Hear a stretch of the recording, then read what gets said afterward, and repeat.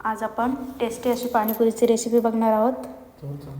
त्यासाठी आपण 1 वाटी बारीक रवा, अर्धी वाटी गव्हाचं पीठ, त्यात चवीनुसार मीठ आणि अर्धा ग्लास पाणी टाकून ते मिक्स करून घेऊया।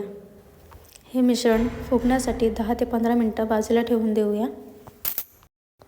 तोपर्यंत आपण पुदिन्याचं पाणी करून घेऊया। एका मिक्सरच्या भांड्यात अद्रक, लसूण, पुदिना,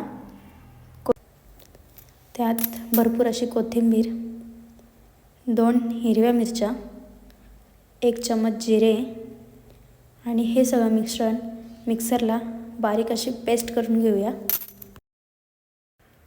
हे मिश्रण आता एका बाउलमध्ये काढून घेऊया। त्यात थोडे पाणी टाकूया।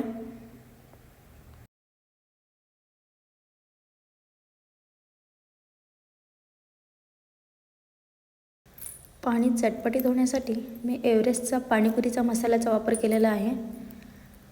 तोही चवीपुरता टाकून घ्यावा। आता या पाण्यामध्ये चवीसाठी आपण अर्धा लिंबू पिळून घेऊया। त्यात आता चवीपुरतं मीठ, थोडी कोथिंबीर आणि 2 लिंबाच्या स्लाइस आपण ॲड करूया। आपण त्यात थोडी पाण्याची क्वांटिटी वाढवण्यासाठी अर्धा ग्लास पाणी ॲड केलेलं आहे। तुम्ही तुमच्या गरजेनुसार ॲड करू शकता। अशा प्रकारे आपलं चटपटीत असं पाणीपुरीचं पाणी तयार आहे। आपलं पुदिना पाणी रेडी झालेलं आहे। आता आपण गोड चटणीकडे वळूया। गॅसवर एका पातेल्यामध्ये अर्धा वाटी गूळ टाकूया। त्यात अर्धा कप पाणी टाकून ते मिश्रण पूर्ण मिक्स करून घेऊया। त्यात आता आपण भिजवलेली चिंच ही गाळणीने गाळून टाकूया। हे मिश्रण आता आपण 5 मिनिटं गॅसवर चांगलं उकळून घेऊया। आता त्यात चवीनुसार मीठ टाकून घेऊया। अशा प्रकारे आपलं गोड पाणी रेडी आहे। रगडा बनवण्यासाठी कुकरमध्ये रात्रभर भिजवलेले हिरवे वाटाणे, 2 बटाटे आणि हळद,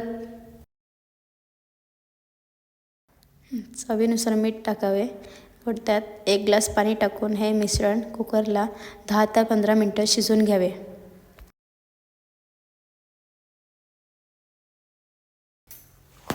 एका बाउलमध्ये उकडलेले बटाटे व वाटाणे हे सगळं काढून घ्यावे।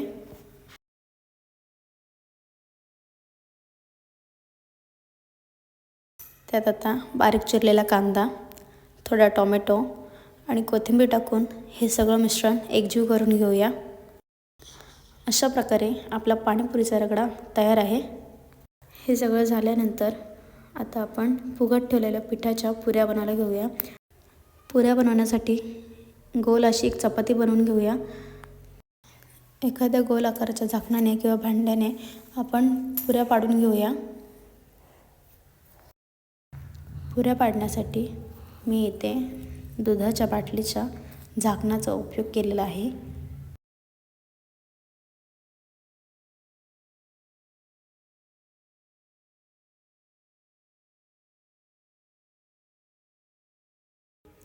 एका बाजूला आपण कढईत तेल तापत ठेवूया। तेल गरम झाल्यानंतर त्यात आपण या पुऱ्या फ्राय करण्यासाठी सोडून देऊया। पुरी अशी टप फुगली पाहिजेत। पुरी तळताना गॅस मंद ठेवावी जेणेकरून पुरी कडक व क्रिस्पी होईल। अशा रीतीने तुम्ही पाहू शकता पुरी तेलात सोडताच मस्त फुगलेल्या आहेत। आता या पुऱ्या दोन्ही साईडने लालसर होईपर्यंत मस्त परतून घेऊया। अशा प्रकारे आपल्या पाणीपुरीच्या पुऱ्या रेडी झालेल्या आहेत। या व्हिडिओमध्ये आपण रगडा, गोड पाणी, पुदिना पाणी व पुरी याची रेसिपी बघितली आहे।